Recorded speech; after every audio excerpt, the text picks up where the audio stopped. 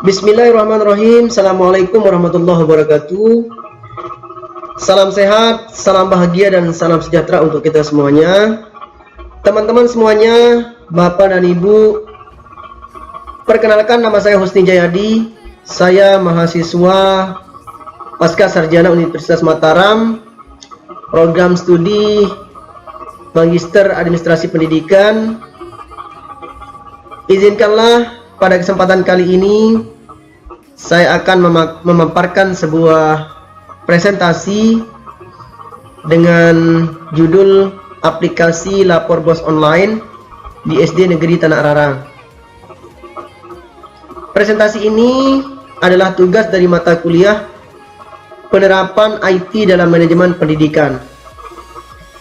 Baiklah teman-teman semuanya, Bapak dan Ibu, untuk menghemat waktu, saya akan memulai presentasi saya.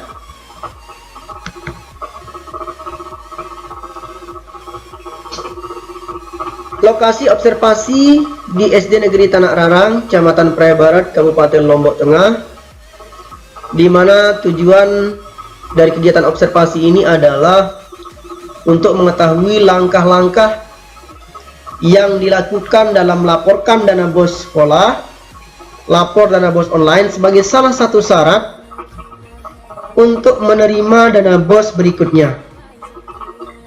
Kemudian alasannya adalah lapor dana BOS online merupakan salah satu bentuk pertanggungjawaban yang wajib dilakukan oleh pihak sekolah melalui situs Kemendikbud. Nah, dalam hal ini ada dua cara yang dilakukan oleh satuan pendidikan dalam mempertanggungjawabkan penggunaan dana BOS reguler. Yang pertama adalah satuan pendidikan melaporkan ke Dinas Pendidikan Kabupaten atau kota. Kemudian yang kedua, satuan pendidikan melaporkan ke pusat atau ke Kemendikbudristek, di mana kedua-duanya ini adalah merupakan proses pelaporan yang dilakukan dengan menggunakan perangkat lunak, atau dalam proses pelaporannya ini menggunakan IT atau perangkat komputer. Selanjutnya, dalam presentasi ini kita akan membahas satu persatu. Yang pertama, seperti apakah langkah-langkah yang kita lakukan dalam melakukan proses pelaporan dari satuan pendidikan ke dinas kabupaten. Yang pertama adalah sekolah harus menyusun pembukuan secara lengkap seperti RKS, buku kas umum, buku pembantu kas, buku pembantu bank, buku pembantu pajak, dan dokumen lainnya yang diperlukan. Kemudian langkah kedua adalah sekolah harus menyusun laporan secara lengkap dengan ketentuan sebagai berikut. Yang pertama, melakukan rekapitulasi realisasi penggunaan dana BOS reguler, yaitu dengan melakukan rekapitulasi penggunaan dana BOS berdasarkan standar pengembangan sekolah dan komponen pembiayaan dana BOS reguler. Yang kedua, realisasi dalam penggunaan dana yang dilaporkan merupakan seluruh penggunaan dana BOS yang diterima oleh sekolah pada tahun tersebut. Yang ketiga, laporan dibuat tiap tahap dan ditandatangani oleh bendahara, kemudian kepala sekolah, beserta komite sekolah pada satuan pendidikan. Dan yang terakhir adalah sekolah yang diselenggarakan oleh pemerintah daerah menyampaikan laporan realisasi penggunaan dana BOS reguler kepada pemerintah daerah sesuai dengan ketentuan peraturan perundang-undangan. Nah, selanjutnya adalah langkah yang ketiga. Sekolah harus mempublikasikan semua pelaporan, baik penerimaan dan penggunaan dana BOS, kepada masyarakat secara terbuka. Jadi di SDN Tanah Rarang selama ini ketika sudah realisasi dana BOS, kita menempel atau mempublikasikan baik RKS maupun RPU. Yang keempat, laporan yang tertera di atas adalah laporan yang berupa dokumen tertulis yang rutin dilakukan oleh pihak sekolah kepada Dinas Pendidikan Kota sebagai bentuk pertanggungjawaban sekolah dalam pengelolaan keuangan. Selanjutnya,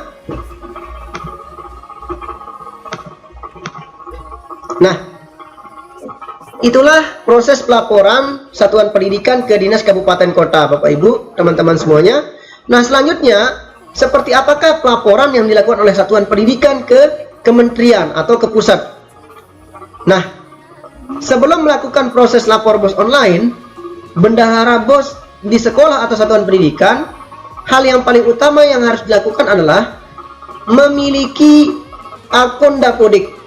Jadi akun Dapodik ini sebagai alat login yang dilakukan pada aplikasi atau situs resmi lapor BOS online http://boskemendikbud.go.id. Jadi jika bendahara ingin melaporkan penggunaan dana BOS secara online, tentu nanti akan meminta password Dapodik di operator. Nah, jika password Dapodik sudah ada, jadi langkah selanjutnya adalah dengan menekan atau pilih login dengan masukkan username dan password Dapodik, lalu klik tombol login. Nah, ini nampak seperti yang ada pada gambar, Bapak Ibu. Kemudian langkah ketiga adalah setelah klik sign in, tampilannya akan seperti ini. Nah, kalau tadi yang di pertama kita masukkan password Dapodik, kemudian kita pilih, karena di sana ada tercantum bank, jadi kita ganti menjadi sekolah. Nah, sehingga setelah kita setelah klik tombol sign in, dia akan berubah ke bentuk seperti yang di samping ini, Bapak Ibu. Nah, kemudian langkah selanjutnya adalah yang keempat, pada halaman tersebut terdapat menu yang terletak di bagian samping, yaitu profil sekolah dan lapor dan logout. Nah, jadi di sini kita memilih klik lapor, kemudian nanti bilang yang kelima, setelah klik menu lapor, dia akan tampil seperti tampilan di bawah ini. Nah, di sini kita akan memilih triwulan berapa yang akan kita lapor, kemudian tahun berapa. Jadi tinggal mengklik lapor BOS, kemudian dia akan muncul tampilan seperti ini. Nah, kemudian selanjutnya pada menu yang keenam, jadi kita memilih tahun anggaran. Nah, setelah itu kita akan mengisi penerimaan dana BOS sesuai dengan form yang disediakan di aplikasi. Nah, seperti jumlah dana BOS yang diterima, kita akan mengisi. Kalau yang diterima 35 juta, jadi akan diisi total 35 juta. Kemudian sisa triwulan berikutnya dan total yang diterima. Nah, kemudian yang kedelapan, jadi teman-teman harus mengisi penggunaan dana per komponen yang terdiri dari yang pertama, kegiatan dalam rangka pendidikan siswa baru. Jadi biasanya yang kita isi di lapor BOS online ini adalah K7A. K7A yang terdapat di dalam RPU atau aplikasi BOS yang sudah dikerjakan pada laporan yang disampaikan ke dinas. Jadi itu yang kita entry di lapor BOS online. Kemudian yang kedua, kegiatan pembelajaran dan ekstrakurikuler siswa. Kita tinggal mengisi, teman-teman, karena kolom atau item-item yang ada di dalam lapor BOS online ini sudah sesuai dengan apa yang saya sampaikan di slide ini. Kemudian yang ketiga, kegiatan ulangan dan ujian. Kemudian pengelolaan sekolah. Yang kelima, pengembangan profesi guru dan tenaga pendidikan. Yang keenam, pengembangan manajemen sekolah. Kemudian yang ketujuh, langganan dan jasa. Kemudian yang kedelapan, pemeliharaan dan perawatan sarana dan prasarana sekolah. Yang kesembilan, pembiayaan honorer atau GTT. Kemudian yang ke-10, pembelian atau perawatan alat atau multimedia pembelajaran. Kemudian yang ke-11 dan lain-lain. Nah, setelah itu klik tombol proses jika sudah selesai melakukan pengisian. Nah, itulah teman-teman rentetan atau langkah-langkah yang dilakukan oleh bendahara BOS atau pihak satuan pendidikan dalam melaporkan atau mempertanggungjawabkan penggunaan atau realisasi dana BOS reguler ke pusat. Demikianlah teman-teman proses atau tahapan dalam pelaporan dana BOS secara online yang dari satuan pendidikan ke pusat.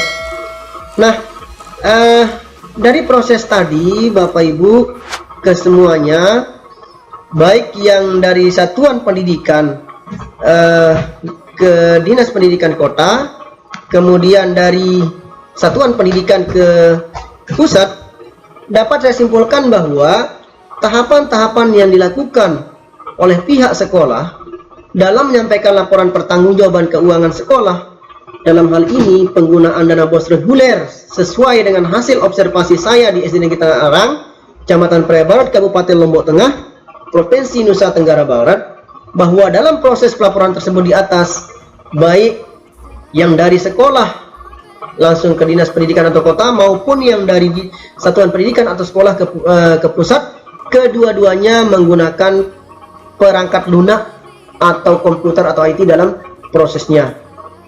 Nah, demikianlah teman-teman, Bapak Ibu semuanya, video presentasi pada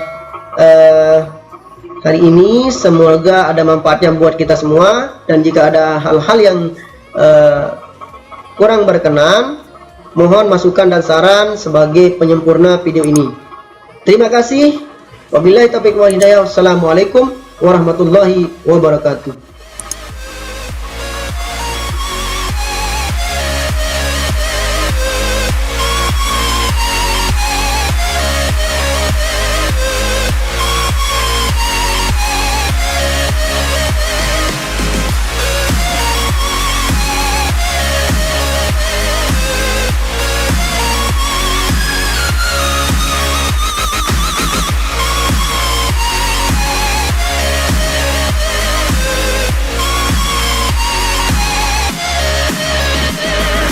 Jangan kira harap hari